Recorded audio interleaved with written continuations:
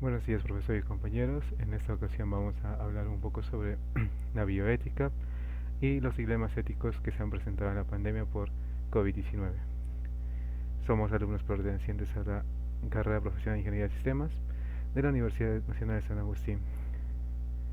El grupo está conformado por Guerra Rosas Rodrigo Raúl, Hincho Joven Ángel Eduardo, mi persona, y esta es una asignación de actividad de responsabilidad social para el curso de ética general y profesional con el docente Corso Chuyo Oscar Carlos.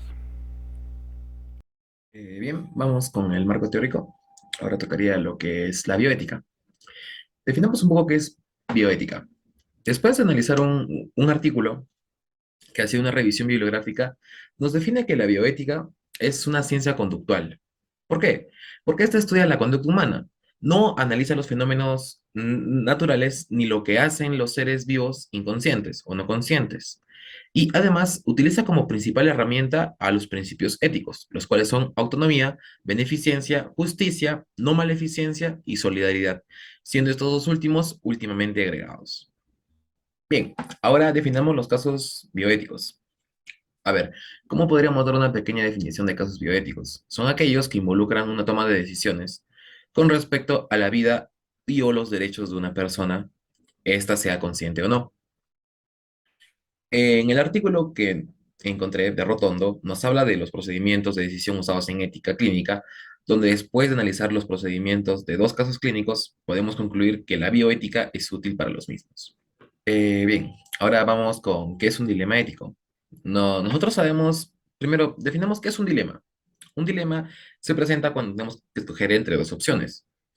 Entonces, podemos definir en base a eso un dilema ético como aquel que se produce cuando una persona se ve forzada entre elegir dos alternativas que de alguna manera pueden provocar alguna falta contra la moral. Ballesteros nos define un dilema ético como un conflicto entre valores, principios y obligaciones de similares pesos que, aun siendo positivos, no pueden ser aplicados simultáneamente a la misma situación y que hacen dudar al profesional sobre el modo de actuar apropiado. Cuidados de vida o paliativos en bioética. ¿Cómo podemos definir que una persona está en el final de su vida? Esto pasa cuando ya no se tiene un pronóstico positivo y es aceptar que la enfermedad es terminal y no tiene una cura. Lo que se busca con esto es dejar de tratar a la enfermedad y empezar a tratar al enfermo, darle una mejor calidad de vida. En el trabajo de Rodríguez nos dice que el cuidado de un enfermo en el final de su vida tiene que ir al encuentro de sus necesidades físicas y psicosociales, adaptándolo a su estado y condición global. Y una pequeña frase que nos pareció interesante después de leer la bibliografía es de Kabler-Ross. Podemos ayudarlos a morir intentando ayudarlos a vivir. Bien, ahora definamos qué es COVID-19. Según la OMS, define al COVID-19 como una enfermedad infecciosa causada por el virus SARS-CoV-2. La OMS tuvo las noticias de la existencia de este virus el 31 de diciembre de 2019 y al ser informada de un grupo de casos de neumonía vírica que se habían declarado en Wuhan, la República Popular China. Bien, vamos con los dilemas éticos que pasaron en la pandemia. Empecemos con la limitación del esfuerzo terapéutico. ¿Qué es la limitación del esfuerzo terapéutico? Es ya no hacer más esfuerzos por velar sobre la salud de un paciente porque ya no tiene más esperanza de vida. Ahora, existe un pequeño marco legal sobre esto en Perú, que es una decisión que se debe discutir con la familia para poder tomar la decisión de darle o no atención a un enfermo, acorde a la posibilidad de mejoría o de supervivencia. Definir quién es candidato o no para recibir la atención médica en el caso de la pandemia ha sido muy difícil, ya que habían personas enfermas, con enfermedades diversas, cogéneras, morbilidades, comorbilidades, tenían antecedentes de enfermedades respiratorias, personas de bajos recursos, personas de avanzada edad. Y en general, un gran dilema sobre a qué personas darle la atención respectiva y a quiénes no. Ahora vamos con el caso de limitación del esfuerzo terapéutico. Buscando bibliografía no encontré precisamente sobre el que haya pasado en tiempos de pandemia, pero encontré uno que sí me pareció un poco interesante. Nos habla sobre una mujer de 28 años que tenía fiebre, odinofagia y lumbalgia. Se despertó con un intenso malestar general y aparición de manchas en la piel de la cara y en el cuerpo, manchas moradas, algo así como si estuvieran en proceso de necrosis. Después de varios días en tratamiento con diversos médicos de cirugía vascular y traumatología, llegaron a la conclusión de que era necesario la amputación de las cuatro extremidades de la rodilla y los codos hacia abajo, a medida que los padres rechazaron rotundamente, porque ellos confiaban o creían que no, a su hija no le gustaría vivir así y no querían verla sufriendo por el resto de su vida. Después de esto pasar por el comité de bioética del hospital, se decidió que se respetaría la decisión de los padres, la cual fue no amputar ninguna extremidad de su hija y dejarla tal y como está, aceptando que su enfermedad era terminal y que iba a morir. Finalmente, esta paciente falleció 29 días después de su ingreso a los... Bien, ahora vamos con el segundo dilema, en el cual dice que los médicos dejaron de servir por miedo al contagio. Bien, muchos médicos, en especial los que están relacionados a las ramas del sistema respiratorio, tenían miedo de contagiarse, por lo cual se convocaron a nuevos médicos para poder trabajar. Sin embargo, la gran mayoría de estos médicos rechazaron las ofertas o en el caso los que lo aceptaron pedían que se les aumente el sueldo o que se les dé bonos. Bien, ahora, esto da un choque de valores entre el código deontológico de los médicos y los propios médicos, ya que pueden haber conflictos más graves que ya van con la ley, que van con sanciones desde monetarias hasta quitarle la licencia y no poder ejercer su profesión como médico. Bien, ahora vamos con el caso de que los médicos dejaron de trabajar. Este caso pasó en el hospital de Juliaca. El director de la red de salud San Román, Enrique Sotomayor, denunció que los médicos nombrados para el hospital Carlos Monge Medrano, en la ciudad de Juliaca, región Puno, no querían trabajar en el área de COVID-19, alegando que no había ningún solo médico y que los que se encontraban presentes o se encontraban contratados al hospital no querían trabajar. Y nos comentó que esto les traería consecuencias legales a los médicos, ya que va en contra de su código deontológico. Después de haber leído el código deontológico y sobre todo el artículo 88, que nos dice que el médico no debe negarse a atender a los pacientes en situación de emergencia en razón de su capacidad de pago, ni utilizar el mecanismo de los honorarios para discriminarlos. Y sobre todo lo que dice en su juramento hipocrático. Yo solemnemente prometo consagrar mi vida al servicio de la humanidad. Y como vemos que pasó en pandemia, muchos médicos no llegaron a cumplir su juramento. Listo, como tercer dilema ético tenemos la falta de equipos médicos durante el tiempo de pandemia. Si bien es cierto, no se contaron con los suficientes equipos médicos para poder atender de manera adecuada a las personas o pacientes, y tal vez se dé la posibilidad de que actualmente no se cuenten con los suficientes equipos médicos para poder dar abastecimiento a tal aforo. Se me plantea el siguiente caso. ¿Está el equipo médico obligado a atender a este paciente? O en todo caso, si se quiere atender a ese paciente, el equipo médico tendrá que exponer su salud para poder atender y hacer procedimientos en pro de la vida y salvaguarda del paciente. Si bien hay declaraciones médicas internacionales que los obligan, bueno, no los obligan, sino llaman a la acción al médico para poder atender a los pacientes por encima de todas las circunstancias, cabe resaltar que esta declaración se le conoce como Duty of Treat o Duty of Treatment, que en español se le traduce como el deber de tratar o el deber de dar cuidados. Esto se planteó ya desde el tiempo de la pandemia del ébola y luego también la pandemia de la influenza. Se planteó si el médico debe poner la vida de otra persona y sus cuidados por encima de su propia vida. Sin embargo, los códigos éticos y deontológicos de los profesionales de la salud ahora contemplan esa situación y los liberan de cierta manera o en parte de ese deber obligación, ya que deja en manos del médico y de sus principios éticos la toma de esta decisión.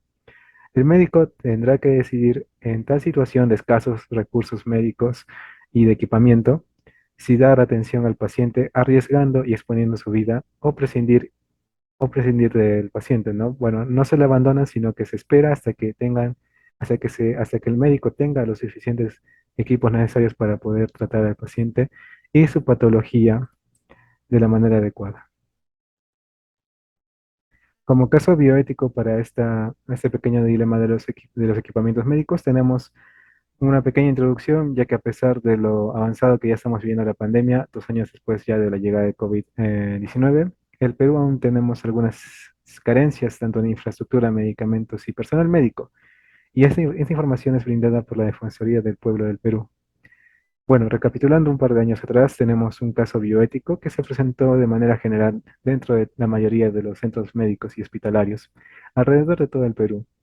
¿Quién no recuerda las protestas por parte de todos los médicos alrededor del Perú reclamando por falta de equipos médicos y de seguridad, inclusive de insumos para tratar o diagnosticar la enfermedad por COVID-19? Esto se quedó grabado en una publicación del diario francés 24 en el año 2020.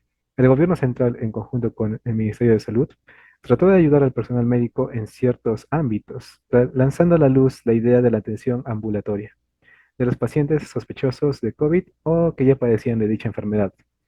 Eso, tal vez sea recordado por muchos de nosotros, momentos y situaciones donde los médicos, por falta de capacidad o de aforo en los centros hospitalarios, atendían a las personas en la vía pública.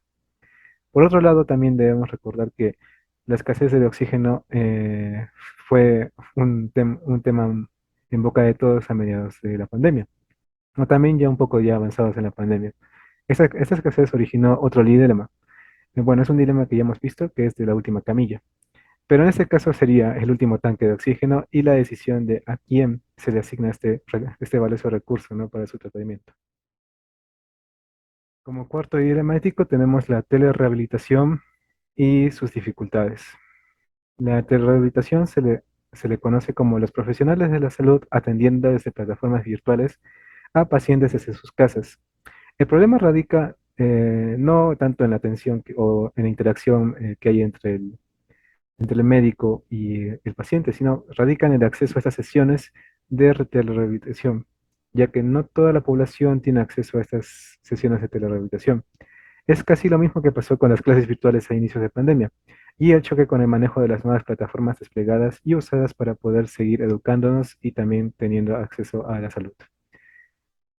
Bueno, en este caso se plantearon preguntas como, ¿es mejor la atención remota o la presencial? Igualmente, en la atención presencial siempre será un dilema, ya que si bien los institutos médicos de los países despliegan todo su potencial en personal para atender a las personas, muchas veces no es el suficiente y la atención es muy escasa o lenta. Asimismo, hay temas de inclusividad, como por ejemplo el lenguaje de señas, y qué es lo que pasaría con los pacientes que son sordos o tienen dificultades para escuchar, pacientes con problemas de la vista o totalmente ciegos. Bueno, el dilema aquí radica en el acceso igualitario o equitativo para la atención médica mediante la telerehabilitación o telemedicina. A veces se necesita un intérprete para personas que son sordas o ciegas. Como caso bioético para la telemedicina, bueno, existen diferentes afecciones y dolencias que pueden formar parte de este dilema. Y por ejemplo, tenemos el caso del Instituto Nacional de Salud del Niño en San Borja. Este centro médico de rehabilitación a finales del año 2020 decidió retornar a la presencialidad y de esta manera poder atender a niños y adolescentes que han pasado por operaciones, o sea, pacientes postoperatorios, y o que presentan también patologías complejas en Lima, y tanto en Lima como en provincias. La doctora Danisa Valle Aguilar, coordinadora del área de Medicina Física y Rehabilitación del Instituto, puntualizó que los niños requieren terapias físicas presenciales para que su tratamiento siga avanzando después de la cirugía y que de esta forma se eviten las retracciones o limitaciones en la funcionalidad normal de sus actividades. Otro caso bioético en ese apartado tenemos al Hospital de Emergencia de Villa El Salvador, el cual brinda este servicio de telerehabilitación física a sus pacientes post-COVID a través de videollamadas en diferentes plataformas. Hasta en la actualidad, o bueno, hasta donde se tiene el registro de este caso, sería hasta finales del año 2020, se realizaron con éxito 400 atenciones, más de 400 atenciones médicas de manera virtual. Bueno, el Perú también ya tenía una norma técnica sobre la telemedicina y cómo son las metodologías que se deben seguir para este proceso. Esto resulta interesante ya que esta se hizo conocida o tuvo más relevancia por esta problemática de la pandemia de COVID-19. Como quinto y último dilema ético tenemos las investigaciones realizadas de manera virtual Y bueno, acá los problemas o bueno, los conflictos éticos que existen son si las investigaciones virtuales o con métodos orientados a la virtualidad son veraces y cómo sería su sistema de confidencialidad para las personas que forman parte de esas investigaciones, ¿no? También eh, si se puede plantear el término de una teleinvestigación, que es el consentimiento informado y las plataformas seguras. Bueno, todas las personas nos hemos tenido que innovar y cambiar nuestros métodos de vida. Eso también incluye a las personas que están ligadas a esta parte de la investigación. Han tenido que cambiar sus métodos de recolección de datos, pasando a una recolección de datos de manera online, como lo serían los formularios, encuestas, llamadas telefónicas, etcétera. En este caso, pues sí es un poco más serio, ya que las leyes piden tener una firma o evidencia física del consentimiento para el tratamiento de datos de los participantes en cierto proyecto o investigación. Y aquí hay un problema, ya que algunas propuestas para que este caso de confidencialidad pues se dé de manera normal sería el poder grabar o adjuntar un video con audio donde se grabe a la persona en cuestión dando el consentimiento informado. Pero en ese caso también se rompe el anonimato, ya que se muestra el rostro de la persona y su nombre y también su voz. Al mismo tiempo, los audios también no son muy seguros, ya que se pueden falsificar las voces o confundir voces, ya que algunas personas tenemos voces similares. Bueno, eso se solucionó con los formularios con plantillas para poder firmar un documento de consentimiento para el tratamiento de los datos de los participantes o también opciones o botones los cuales ayudan a regular que la persona o participantes estén correctamente informadas sobre la investigación y que no tengan ninguna duda de cómo serán tratados sus datos. Como caso bioético en esa parte de la teleinvestigación debemos que tener en cuenta como antecedente a lo que se encuentra estipulado sobre las normas legales y de decretos supremos anteriormente ya a la pandemia de COVID-19 desde el año 2010. Esta ley se le conoce como la Ley de Protección de los Datos, pero como ya mencionamos anteriormente, estas leyes o normas tomaron más relevancia o importancia en estos últimos años de pandemia. Actualmente se abrió un proceso investigativo debido a que la población peruana considera que en esos tiempos de pandemia no se está haciendo un correcto uso o tratamiento de sus datos personales. Esta investigación está a cargo de la Autoridad Nacional de Protección de Datos Personales, también conocida por sus siglas ANPD. Asimismo, también tenemos la filtración de ciertos datos. Por ejemplo, podría ser de los pacientes que han sufrido de COVID, los que están sufriendo de COVID y los post-COVID. Si bien es cierto, sus datos quedan registrados en el sistema de salud, pero no se sabe si hay algunas entidades las cuales están usando de buena voluntad, ¿no? Estos datos para poder hacer investigaciones o analíticas sobre esa pandemia por COVID-19. Asimismo, de, hay un artículo de Mochi Franco, el cual nos da 7 consejos o 7 claves para poder hacer el tratamiento de estos datos personales en el marco de COVID-19. Si bien es cierto, todos nos hemos tenido que reinventar, ya sean personas como empresas. Hemos tenido que pasar de una presencialidad a un campo virtual. Y también esto afecta a las publicaciones científicas. Si bien es cierto, esas publicaciones científicas han sido elaboradas así como la vacuna, una velocidad inimaginable, pero lo que se plantea en este caso es si las investigaciones que se han realizado en ese periodo de pandemia tienen los suficientes métodos y credibilidad, tratamiento de datos y también el consentimiento de las personas que han participado en estas investigaciones para que sean válidas.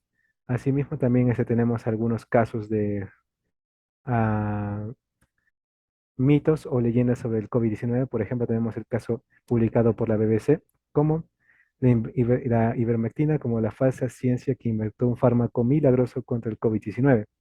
¿Quién no va a olvidar este caso? La ivermectina ha sido llamada también el medicamento milagroso contra el COVID, promovido por los opositores de las vacunas y recomendado por las autoridades sanitarias en algunos países. Sin embargo, la BBC reveló varios errores graves en una serie de estudios claves en los que se basan los promotores del polémico fármaco. Y bueno, eso ha sido todo por la exposición de los dilemas éticos. Gracias.